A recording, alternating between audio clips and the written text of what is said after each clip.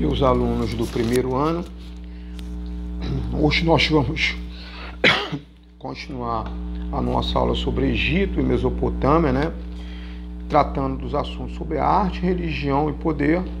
E hoje nós vamos falar especificamente sobre a arte egípcia, poder e idealização. Vamos falar sobre o lugar dos deuses na arte egípcia e nós vamos finalizar essa aula passando uma atividade relativa ao nosso conteúdo. Bem, é importante a gente saber sobre a arte egípcia, né, que durante 3 milênios, 30 dinastias, 30 sucessões, né, de famílias de monarcas, que são os faraós, eles se sucederam no Egito, e eles eram tidos como seres divinos, né? Eram tidos como seres divinos e eles eram cultuados, E como parte da forma de praticar a religião, a arte também tinha o seu lugar no Egito. Então, a arte e a arquitetura no Antigo Egito, ele era ligado àquela continuidade da vida após a morte, Então, eles tinham verdadeiros complexos funerários, né? E o que aconteceu? Aos poucos foram surgindo e firmadas algumas convenções figurativas que dirigiam os trabalhos de construção de edifícios. Esses edifícios eram monumentais e até mesmo estabeleciam como é que ia ser a ornamentação desses edifícios. Então, a arte, ela tinha como intenção, ela era feita para durar uma eternidade.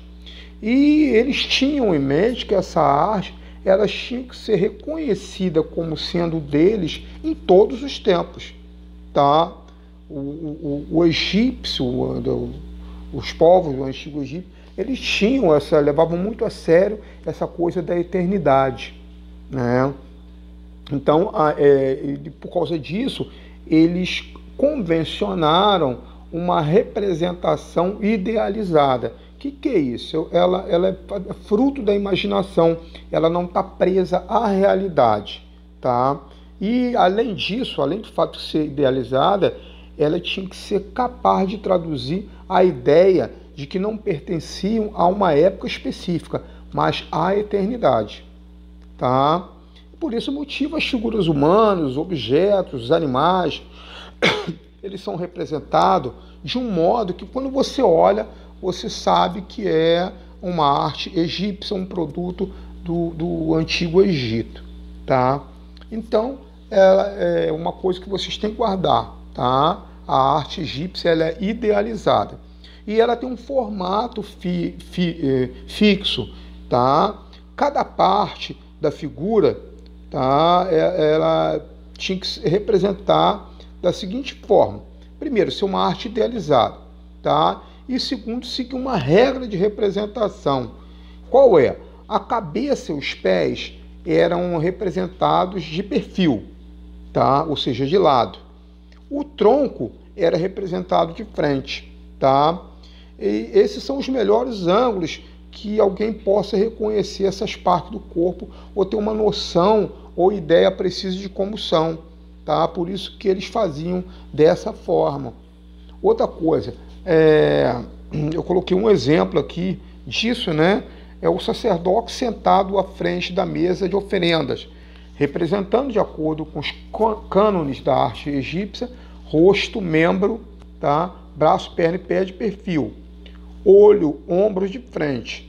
Os objetos, alimentos e utensílios são representados de forma pouco naturalista, aparecendo dispostos, né, na superfície do relevo, como se estivesse arranjado sobre uma mesa visto de cima, para a pessoa poder ver o que está dentro do prato.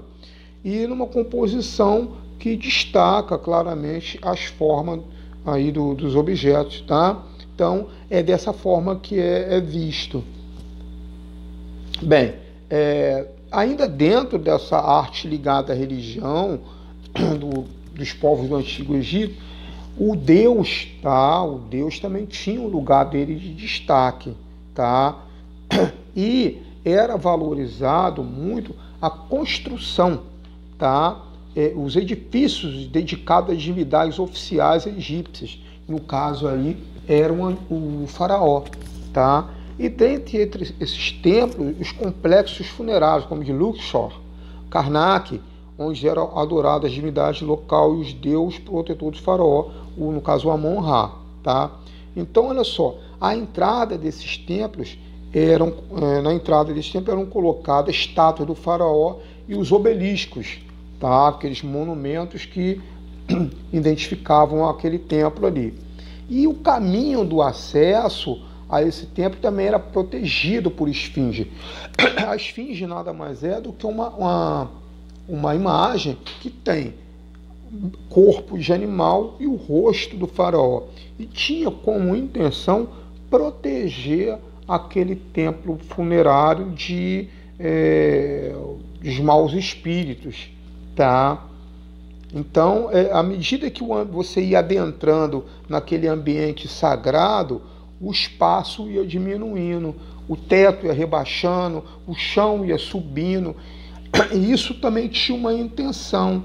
A intenção não só de demonstrar que o sagrado ele é raro, o sagrado ele é limitado, o sagrado é para poucos, assim como também mostrar a dificuldade de passar dessa vida para o espaço sagrado, tá? A dificuldade de passar da vida para a morte. Tinha essa conotação, tá? Aí eu coloquei para vocês verem aqui a entrada, tá? Dentro do lugar dos deuses, a decoração de acesso ao templo, tá? Mostrando aí, sendo seguida por uma avenida de carneiros, né? Logo depois tem uma série de colunas e capitéis, e por último tem a estátua do faraó ao qual o templo ele é dedicado, tá? Bem, para concluir a nossa aula, eu vou pedir a vocês para fazerem, tá, em complemento a esse assunto da aula, pedir para vocês fazerem uma pesquisa na internet e fazerem uma leitura, tá, complementar sobre as pirâmides do Egito, em especial as de Quéops, Quefren e Miquerinos, tá? E que é o assunto que nós vamos abordar na próxima aula. Por hoje é só, um abraço para vocês.